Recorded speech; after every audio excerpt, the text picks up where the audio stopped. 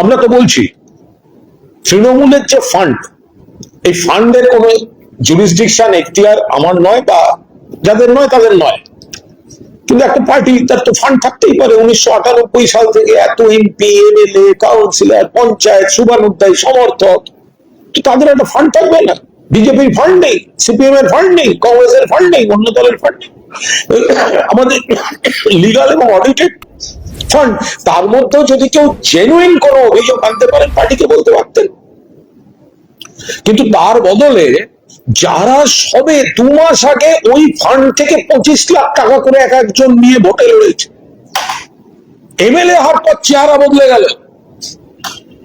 MLA হওয়ার আগে দিদির পাশে ঘুরঘুর ঘুরঘুর ঘুরঘুর, অভিষেকের চেয়ারের পাশে জায়গা না থাকলে পারলে হাতলে বসে পড়ে, কোলেই উঠে যায়।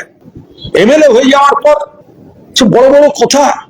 ফলে কোর্ট আজকে এদের চরিত্রটাকে চিহ্নিত করে দিয়েছে। সুবিধাবাদী, ধান্দাবাজ, গিরগিটি, মানুষকে বিভ্রান্ত করছে, তৃণমূল কংগ্রেস কর্মীদের বিভ্রান্ত করছে।